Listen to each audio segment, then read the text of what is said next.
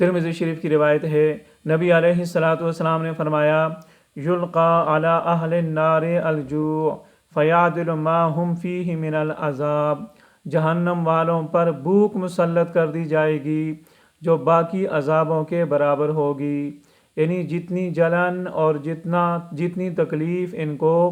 آگ میں جلنے کی وجہ سے ہو رہی ہے،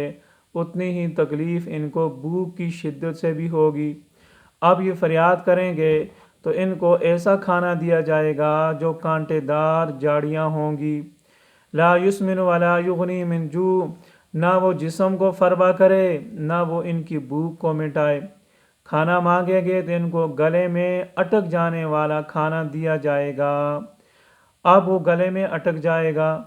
جسے نہ اگلتے بنے گی نہ نگلتے۔ اب یہ یاد کریں گے کہ دنیا میں جب ہمیں لقمہ اٹک جاتا تھا تو ہم پانی پیا کرتے تھے، اب یہ پانی مانگیں گے تو ان کو حمیم یعنی کھولتا ہوا پانی دیا جائے گا لوہے کے برتنوں میں ڈال کر۔ فَإِذَا دَنَتْ وُجُوهًا مِّن وُجُوهِهِمْ شَوَتْ وُجُوهُهُمْ، جب اس پانی کو چہرے کے قریب کریں گے تو ان کے چہرے جل جائیں گے، بن جائیں گے، روشٹ ہو جائیں گے۔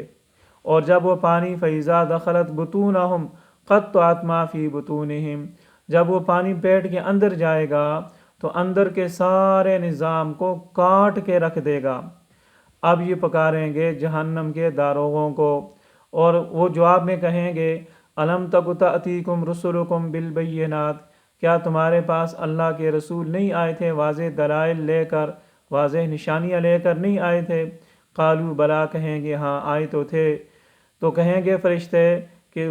فدعوا وما دعاء الکافرین الا فی ضلال، تم خود ہی پکارو تو کافروں کی دعا بھی کسی کام کی نہیں۔ اب یہ کہیں گے کہ یہ داروغے سنتے نہیں، ادعوا مالکا، مالک کو پکارو، مالک جہنم کا سب سے بڑا فرشتہ۔ تو کہیں گے یا مالک لیقضی علینا ربک، اے مالک اے مالک اے مالک، 1000 سال تک پکارتے رہیں گے، مالک کو آواز دیتے رہیں گے۔ 1 سال کے بعد وہ کہے گا کیا کہتے ہو؟ کہیں گے لیقضی علینا ربک، آپ اپنے رب سے کہیں کہ ہمیں موت دے دے، ہم مر جائیں، مٹی ہو جائیں، ختم ہو جائیں، آپ یہ درخواست کر لیں۔ تو وہ جواب دے گا انکم ماکثون، نہیں اب مرنا نہیں، اب موت بھی مر چکی، موت کو بھی ذبح کر دیا گیا، اب تم نے ہمیشہ زندہ رہنا ہے اور ہمیشہ یہیں پر رہنا ہے۔ اس کے بعد کہیں گے ادعوا ربکم فلا احد خیر من ربکم، اب اپنے رب کو پکارو، رب سے بہتر اور کوئی ہے ہی نہیں۔ تو اب یہ کہیں گے ربنا ربنا ربنا، کتنے ہزاروں سال پکارتے رہیں گے، غلبت علینا شقوتنا، یا اللہ ہم پر بدبختی غالب آ گئی، وکنا قوما ضالین، اور ہم گمراہ لوگ تھے،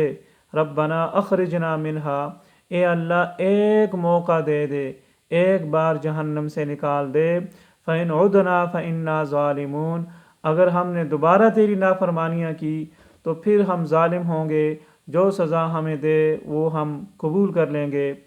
وہ ہماری غلطی ہوگی اور ہم اس کا اعتراف کریں گے۔ قال، اللہ تعالیٰ فرمائیں گے اخسؤوا فیہا ولا تکلمون، بکواس بند کرو، مجھ سے بات مت کرو۔ تو جب داروغوں نے بھی انکار کر دیا، مالک نے بھی انکار کر دیا، اور مالک الملوک نے بھی، بادشاہوں کے بادشاہ نے بھی، شہنشاہ اعظم نے بھی کہہ دیا کہ بکواس بند کرو اور ولا تکلمون، مجھ سے بات مت کرو، فعند ذلک یئسوا من کل خیر،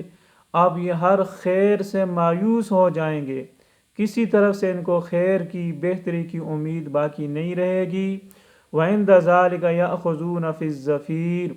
اب اس وقت ان کی آواز ایسی ہو جائے گی جس طرح کہ گدے کے چیخنے کی آواز ہوتی ہے، والحسرہ والویل، اب ان کی حسرت میں، اب ان کے افسوس میں اضافہ ہوتا رہے گا۔